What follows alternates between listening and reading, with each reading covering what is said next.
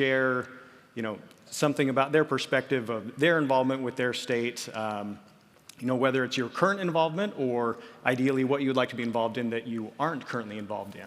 Maybe kick off some conversation.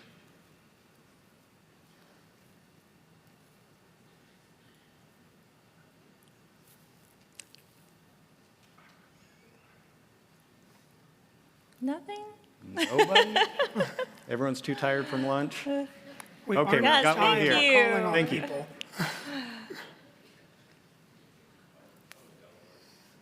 Hello. All right, so I think I'm so sorry. Do you mind I'm sorry. introducing who you are and what state? Yes, sorry, Jennifer Lyons. I'm the Deputy General Counsel of Massachusetts. Thank you. So I think the ideal answer is we would love to be involved in every one of these and have legal sign off on every one of these, but that's not probably operationally feasible. Currently, we are actively involved, I would say, at the beginning, the middle, and the end, almost as checkpoints. So we do want to always review the draft RFPs. I'm surprised that number is that low, actually, because we have had, particularly on like reopenings, our successor contracts, laws have changed, things like that, and we've had to, we've had bids get posted that we then had to pull down for different reasons. So that is definitely something that's been incorporated into our SOP. Q&A only comes to legal on, I would say, the largest procurements, just to make sure that that doesn't go too far outside of the scope. We don't typically get involved in proposal evaluation. For goods and services, we don't entertain bid protests in Massachusetts. We're the end of the line. Same with award selection. We don't get involved unless a vendor is complaining, and then we might get involved as to, what was the calculation? How did you guys, come up on those evaluations? And then we're heavily involved when it comes to the terms and conditions negotiation, any kind of template revisions. They require legal sign-off. They might start with our category managers, but they always end with legal. And then the same with the standard contract form, the terms and conditions, those always stay with legal. So I'm actually surprised to see the A, F, and G and H so low. I would expect those to be closer to 100, but yep. Yeah. Awesome. Thank you for sharing. Yeah, and similar to what you had mentioned, NASPO has kind of evolved over the years too with our involvement. For some time, the legal team didn't have as much involvement throughout all these stages. Oftentimes it was, we would see the draft RFP, we would review, provide some input, then we wouldn't see it again until the MA negotiations. It's kind of evolved over time to where we like to be involved kind of from start to finish, wherever the lead state in particular will, allow us to provide input and be part of that process. But like I said, we're going to kind of go through some pros and cons of, what we've noticed, both directly in our roles and our involvement, as well as the different states and how they approach these. So starting off with the first one, drafting and reviewing the RFP.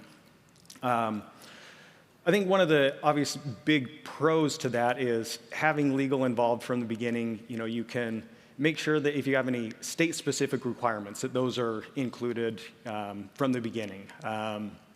Ensuring that your standard terms and conditions are included. All of these things that are state-specific, that are requirements, statutory requirements.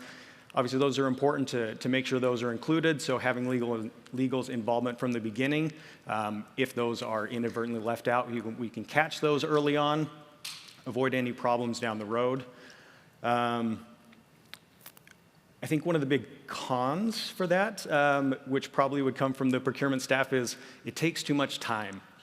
Legal works slow. It takes a long time to hear back. In an RFP process that is already long and drawn out, it's time consuming. We don't want to add more time to it, which, I would agree with that to a certain extent. It is a long process. It can be drawn out. And anytime you're adding more bodies and more kind of touch points to it, it is going to extend that process. Yes, please.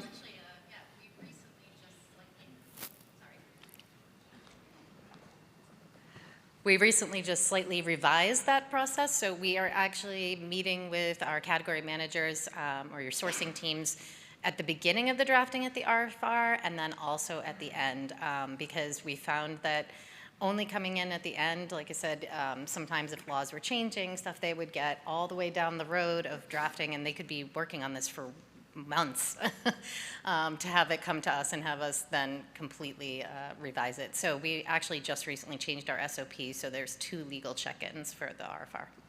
Got it. Makes sense. And I think that can be really helpful in terms of legal involvement because it starts to transition the legal review from being a checkbox that the procurement officer has to check off to ensure that they've followed their processes and that they've done everything they're supposed to do throughout it, to involving the legal review and the legal staff as a team member on the RFP.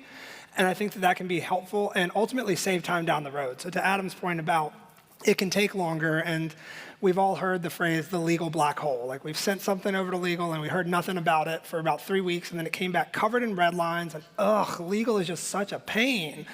But if you're involved early on and you're treated more like a member of the team, then that tension tends to reduce and they start to see the value in the legal team's review and the legal team's involvement throughout the process. And to the extent that you can also help identify where potential points of protest are or cut down on potential avenues for protest, you can also sort of help them save time on the back end and save yourselves the time of having to deal with a thing that we're all discovering that nobody likes to deal with, apparently, the protests. So. All right. Well, moving on to the next one, reviewing and responding to Q&A.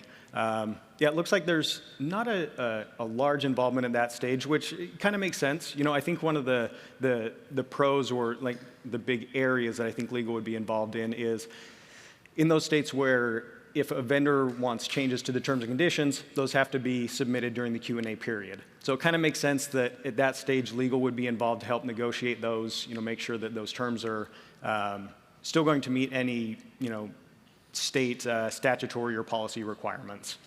Again, I think a con with that, it can add to the time that's involved with it. That's probably going to be the biggest con with most of these is when legal is involved, that's going to make it a longer process. Anything you guys want to add to either of those?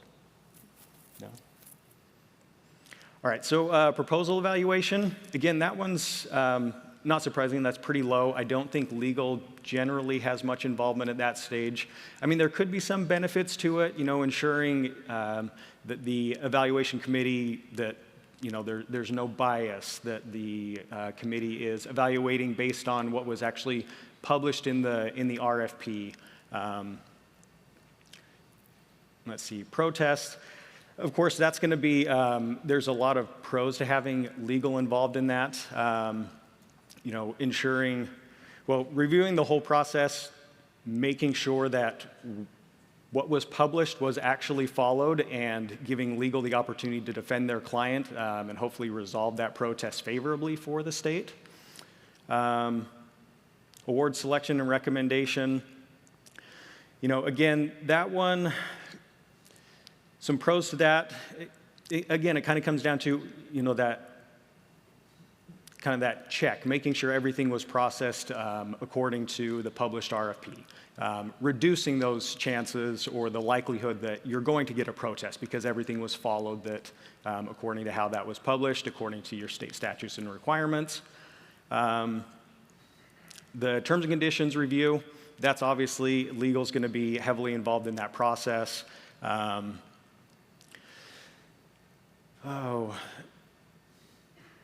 Yeah, so the pros for that, obviously we're going to, legal is going to have that legal expertise with those terms and conditions, making sure that, otherwise if the procurement folks that may not have that legal expertise, not relying on them to negotiate those terms, legal really should be involved in that process. That kind of makes sense. Next, legal manages the standard solicitation templates. So I'll actually combine those last two. That legal manages the solicitation templates as well as the contract templates, because oftentimes those solicitations are going to include your contract templates and your terms and conditions. How we do it at NASPO, which may, some states may do it the same, we actually the legal team owns and manages our templates, both the solicitation templates and the contract terms and conditions.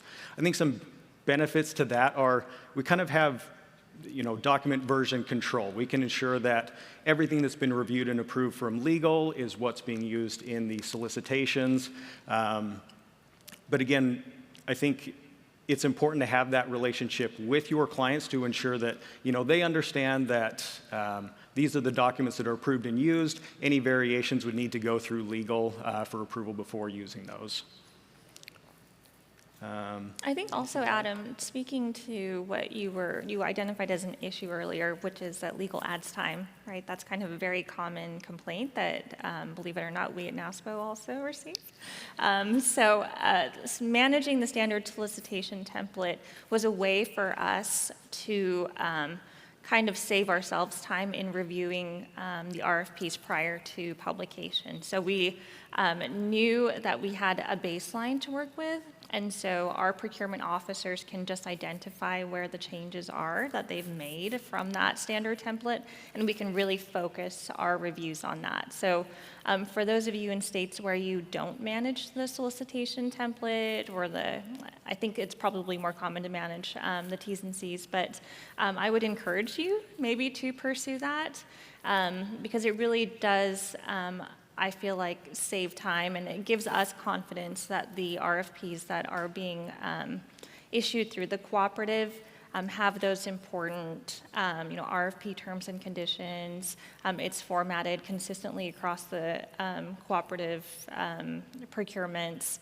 and we're not holding up the process looking at the entire document when there have been just a few changes. Okay.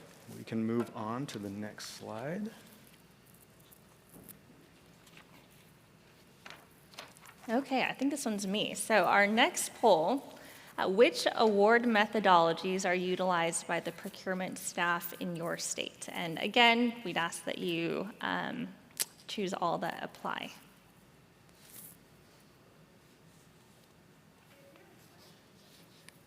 Yes, please. So my name is Robbie. I'm from Texas, and I wanted to go back to the previous slide for just a moment. Sure. It was the Q&A. In Texas, it's standard procedure for the statewide procurement division to seek legal's input on Q&A. And I just want to emphasize to the group that that's so important because the solicitation is on the street, and prospective bidders have had an opportunity to look at it. And a lot of the questions that come in deal with specifications, which might involve the subject state agency, but a lot of them deal with legal issues as well. And that's the last opportunity to really provide responses to the bidding community before the solicitation closes. So if your state does not review the Q&A from a legal perspective, I would encourage y'all to do so. Thank you. Absolutely. Yeah, absolutely. And I would agree with that, Robbie. I think it's helpful. I found in my experience with Virginia, a lot of times agencies will view the Q&A portion almost as mostly operational decisions that don't necessarily require legal involvement. But once they started sharing, especially on more complex RFPs, those Q&As with me to just review for what they were answering with to make sure that they were accurate on some of the legal statements, I began to realize how much there was really questions being asked about specifically legally implicated terms. And I found it really helpful, and it forced me to encourage my client to start sharing these with me more often because I didn't realize I had chalked them up as operational decisions as well, thinking most of the questions were about specifications, when in fact it was more like a 50-50 split. Just sort of a how does this clause work question. And other times we would get this clause seems to be in conflict with another clause, and which one's going to, how are we going to read this once we're actually under contract with each other? And I think that offers an opportunity to not only refine the solicitation if that's necessary, but also offer that clarification so that once you're down the road in contract with a vendor, you don't have them arguing that one specific provision takes precedence over another provision within the contract when those two appear to be in conflict and the order of precedence provision doesn't adequately cover that specific scenario. So fully agree, Robbie. Thank you. And I also think it's a good opportunity to apply a change that applies to everybody, right? In the Q&A, you amend the RFP through your answer or through a formal amendment, and that change is visible to and applies to all of the potential offerors. If you had the pleasure of hearing Keith speak earlier this week, he mentioned that if you, let's say, have a procurement officer that receives a question, would you entertain a limitation of liability, for example? And the procurement officer says, no, I'm not going to do that, and they answer the question. And then you come back later and negotiate that in, you've not provided that opportunity to all of the potential offerors, and they may or may not have submitted a bid based on that answer. And so I do think it's important to stay involved with your procurement staff through the Q&A period to ensure that those responses that they're giving have a thorough review and don't end up jeopardizing your job and your tasks on the back end. So thank you for that. Looks like we have our poll results, and I'm actually a little bit surprised by this. I feel like at the cooperative level, we've seen most advantageous and maybe the more flexible / subjective award methodologies be a little bit more criticized. So I'm actually a little bit surprised by this. Top scoring proposal, obviously that is going to apply to a lot of your solicitations, particularly in-state. We don't necessarily have like a single award. That doesn't show up very commonly, at least in our day-to-day at the cooperative level, but acknowledge that that's very common. The natural break is also a very controversial one because of its subjectivity. And it's funny because as we were preparing for this session, we're like, yeah, those two have that element of subjectivity that some people are kind of uncomfortable with. But the more we kind of dived into it, we're like, well, C and D are probably just as subjective, right? It's just a different mechanism for applying your opinion, right? Minimum scoring threshold, which we adhere to very religiously in the state of Utah when I worked there. We saw just as much subjectivity in the scores that were applied to each supplier. So no matter what that minimum is, I see people nodding, your evaluation committee will find a way to accommodate that and adjust their scores accordingly. So anyone want to speak to issues that you've seen with any of these award methodologies in particular, maybe why your state doesn't use them?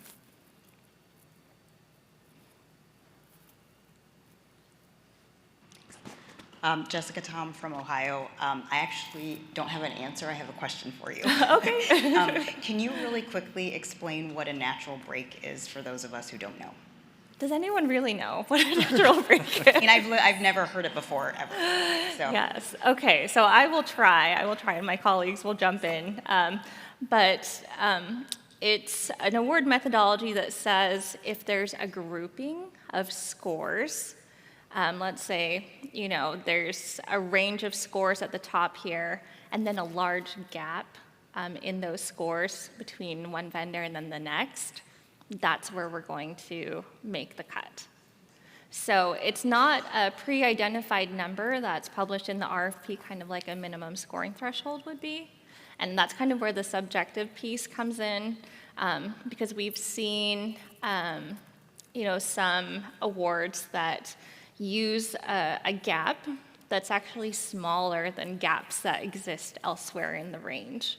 And so you kind of have to choose where, a break is, but it may not necessarily be the one that someone over there would choose, right? So that's kind of, I think, where the controversy comes in. Anyone else? Faye? Yes. Oh, sorry. We utilized the natural break in the MRO evaluation that Kentucky did on behalf of NASPO.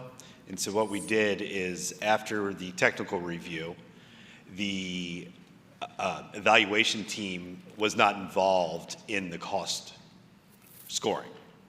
So post cost scoring, we added all the points up, and we brought the evaluation team back into the review with just scores for each category. So they did not know which vendor scored what final number. And we let them determine where a natural break occurred. And that's how we determined who was awarded the MRO master agreements. Thank you for that. I think that's actually a really great way to address that criticism of natural breaks, is to make it kind of a blind selection, right, Daniel? That's what you're saying. I think that's a great idea. I don't want to sound like I'm ragging on natural breaks. I think there's actually some good things about them. They're obviously more flexible than a couple of the other options up there. And I think if used correctly, you end up with very similar groupings of suppliers, so similarly qualified. The outliers, right, tend to get dismissed through this process maybe a little more easily than some of the others that are on the screen. So I think each of these has their own benefits as well as downsides. So in the interest of time, I think we're just going to move forward. Bryce? Oh, yes, please. Another question? Yeah, here we go. Me again. Yes. So in the natural break method, how do you justify the non-publicness of that decision, right? It's not disclosed in the solicitation of this is how we're going to decide who the winners are. So for example, in Ohio, we used to have, it was called the super secret 60% rule, and there was litigation about it. And because of that, so we now include the minimum scoring threshold in our RFP documents. But for the natural break, it doesn't sound like that's disclosed. Correct. So how do you justify that? Yes. I think that same question could be applied to most advantageous as well, right? There's not a certain point value that you're using to make that determination.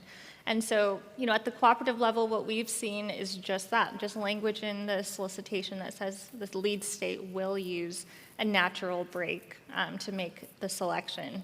And it has been contested, trust me. It's not a foolproof method. But it is just written into the solicitation. And again, there's a kind of natural grouping of score. So it still requires, right, some like objective closeness, right, in the range of scores that are being awarded. So I do think, it's still very protestable, unfortunately. But it can work, and it's much more flexible and allows you to award to similarly grouped vendors versus, let's say, they miss it by 1 point, right, the point threshold. That also can seem a little bit unfair. So I think it's really an attempt to address situations like that. And A and B are really more ripe for use on larger multi-award contracts. So if you're anticipating upwards of 5 to 10 vendors being awarded on the contract, they're more ripe for use. But like Faye said, they are more protestable because there's you're broadcasting to the world that this is going to be somewhat subjective.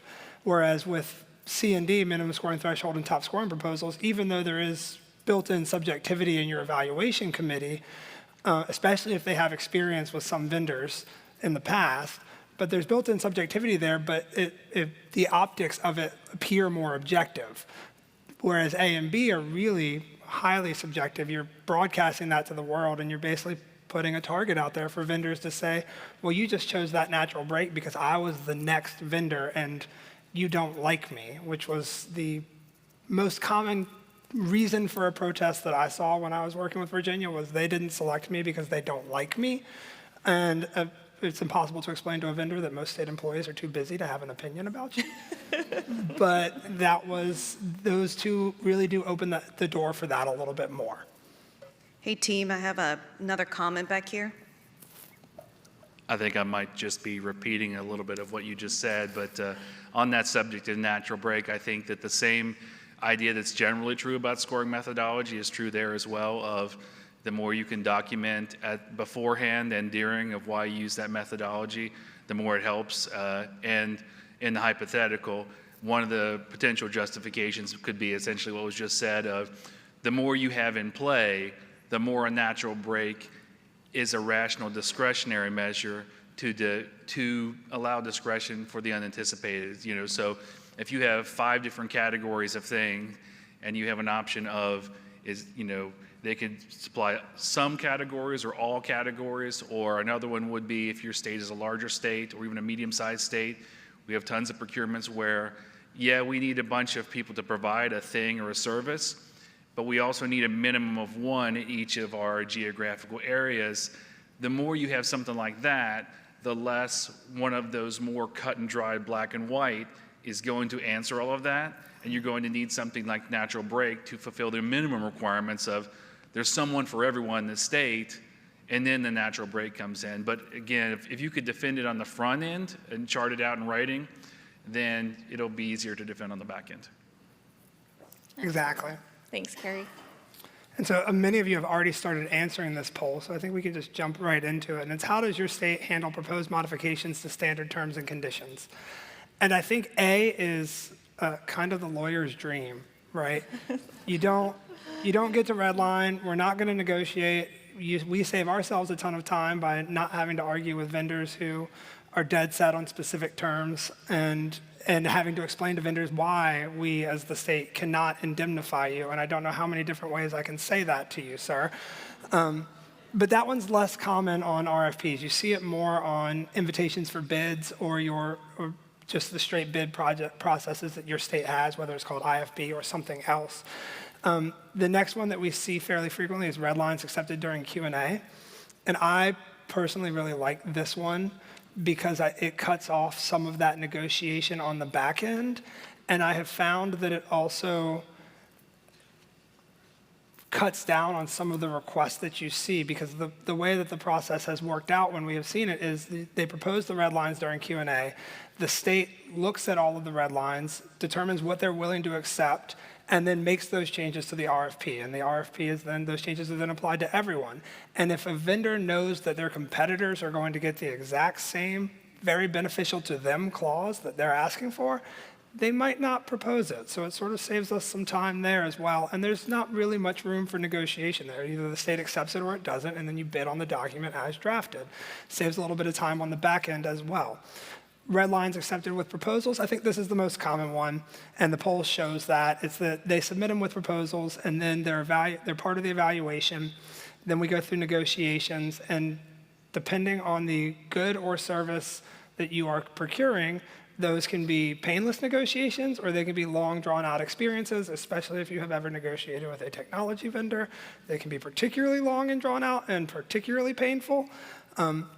But I do think that is one of the better ways to do it, because I think you get a larger variance of bids, because people aren't necessarily, they're able to propose some of the terms that they want to see, that they're used to seeing as a business, and they might not have done that if they're not able, they might not have bid or proposed if they're not able to propose some of their own language.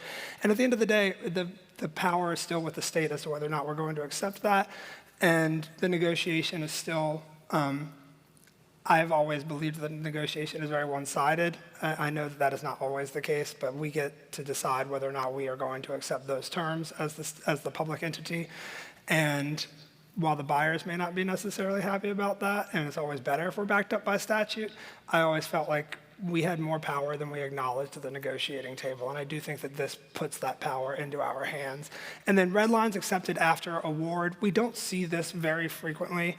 And award is in quotations there because some states treat their notice of intent to award as the point where they will accept red lines.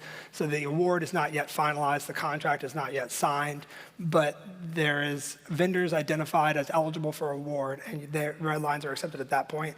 And I think one of the cons to that is that you're not able to consider that as part of the evaluation. And I do think that it is a valuable evaluation metric to include how many red lines they have submitted, because the larger the volume of red lines, the longer the negotiation, the more that legal is deemed as somebody who slows the process down, and the longer it takes to deliver the goods to the end user ultimately. And so if they needed it procured on a 6-month timeline and negotiation takes 9 months because the red lines are so heavy, then they're not getting necessarily what they need in the time that they need it. Hey guys, I got a question for you from the app. Yes. Do other states offer all or some responsive bidders the ability to make an in-person presentation? If limited, how is the cutoff for invitations determined, score threshold or natural break? And can scores change based on presentation feedback? That was 3 questions. So we're gonna have to pay extra for that. So do other states offer all or some responsive bidders the ability to make in-person presentations? And how is that determined? Let's start with that one. Yes, and it varies state by state. And I can speak to what Virginia's Agency Procurement and Surplus Property Manual says, which is that a handful of bidders who are deemed to be, or offerors who are deemed to be eligible or most likely to receive an award may be invited for in-person presentations. It is necessarily subjective. I saw it applied differently across different procurement officers, but it was almost never based on their evaluation score, their technical score at that point. In the interest of fairness, they would usually select all of them. But in the instances where it was based on their evaluation scores at that point, they would invite between 2 and 3 out of between 10 and 15 vendors. And then can you change scores based on presentation feedback? Yes, in Virginia they would. So if the presentation could either be set out as a particular scoring category, and that would be when they would intend to invite all of the vendors. There would be a scoring category, or if they would come in and their presentation would demonstrate that their proposal was a lot of fluff without a lot of substance, and they might not actually be able to perform, their scores would go down.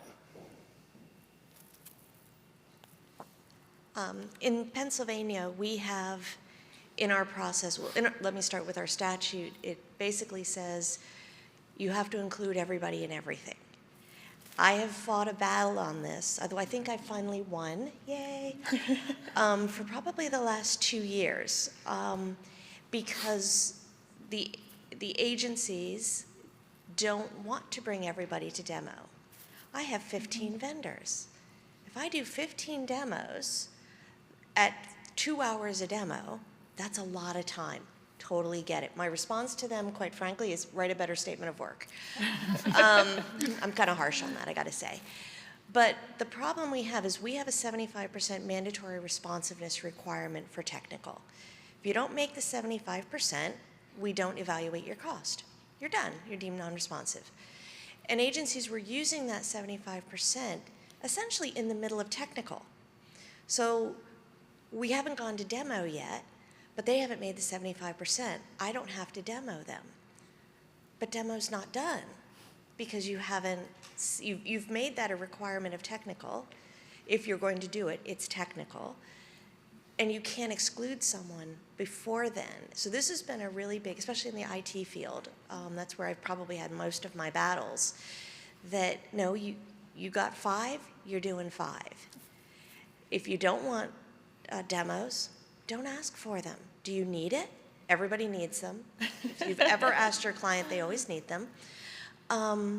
But you can't exclude people before you've closed technical.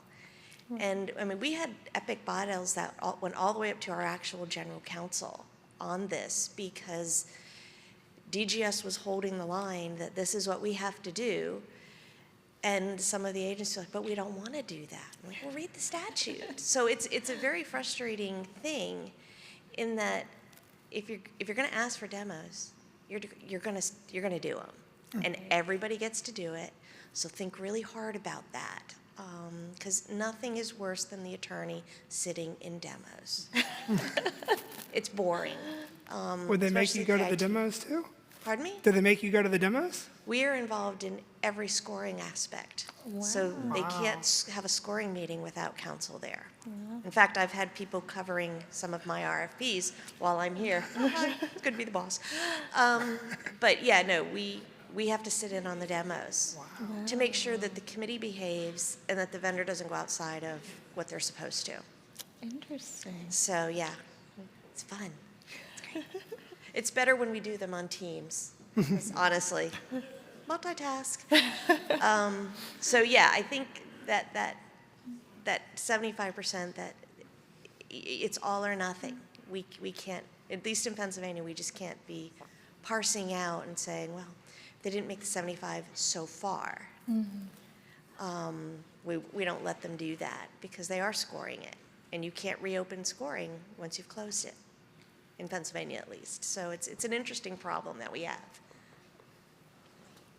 I would just say, Kelly Maddox from Texas. Texas is the opposite. I mean, you can score them, do some presentations, score them again, make a cut, more presentations. I mean, whatever, just as long as you've sort of broadcast in the RFP some type of language that you can say, yeah, everyone should have anticipated we were going to do this, then, yeah, to just go wild. And I actually think those two responses are a really good answer to the original question, which I think was, can I do this? And I think you can. And I would encourage you to look at the procurement code and your rules, obviously, to determine what the parameters of what you can do are. But I'm speaking really to 25-year-old procurement officer Faye, who thought she only could do X, Y, and Z because that's what the CPO said. And eventually, I went and looked at the code and I was like, oh, I can do this, And there are innovative ways that fit within the existing legal framework that allow me to do this. So, as we go through these slides, and yes, we have pre-selected answers here, that doesn't mean that's the full breadth of what you can and can't do in your state. And I know your procurement staff would really appreciate it if you found some innovative way that's not listed on these slides that really could help them put out a better procurement in some innovative way. So, and I'm sure your colleagues would appreciate you sharing that here too. So.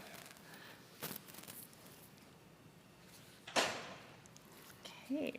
I think we're on to the next slide. So the rest of our presentation, all 6 minutes and 50 seconds of it, is going to be on cooperative contracting. That's kind of our day in and day out. And we know a lot of you do that in your day-to-day as well, whether that's as negotiators for participating addenda under one of NASPO's cooperatives, or even just managing your own statewide cooperative contracting program. And so that is our first question. Kind of just by a show of hands, we don't have a poll everywhere for this one. Are you involved in your state's process for national or regional cooperative contracting? And if yes, are you personally involved in the process, or are you not involved in the process? And I think I miswrote this question. So does your state participate in national or regional cooperative contracting, and do you personally have some involvement in that? So participate, does your state participate? Okay, so about 50%-ish, okay. And then of those, who is not involved in the process as council? Okay, so much. Okay, so got a few hands. I'm going to guess most are involved. So who is involved in that process? Okay, that's encouraging. That's great, because I think council has a really important role to play in all of that. So, okay. And so as we talk about cooperative contracting, our bread and butter is the NASPO Value Point Cooperative and the RFXP Cooperative. And so we'll just really briefly go over what those look like with a very high level without getting into too much detail. NASPO uses the lead state model, wherein a state leads the solicitation and works alongside NASPO and the multi-state sourcing team to develop the RFP and then issue it evaluate and award the contract, and then negotiates the contract along in collaboration with Value Point. And then the participating addendum process is the actual purchasing mechanism. So there's the master agreement that the lead state holds, and then the participating addendum that the purchasing states enter into that it incorporates the master agreement's terms into it and creates the privity of contract that the state needs to purchase.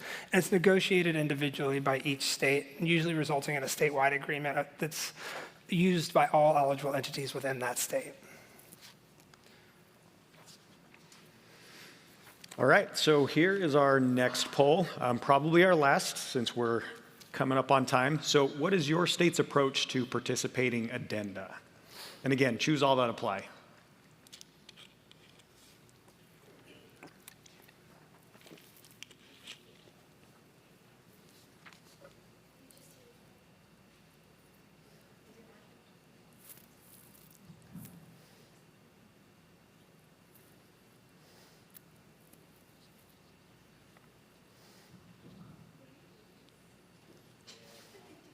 Okay, so I think we have a clear winner here, that standard state terms are negotiated into the PA.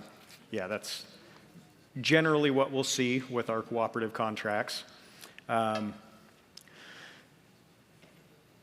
So with what few minutes we have left, we were going to go through the PA process and offer some recommendations, kind of at different stages, things that you can do just any time in preparing for entering into a participating addendum, as well as when the solicitation is issued.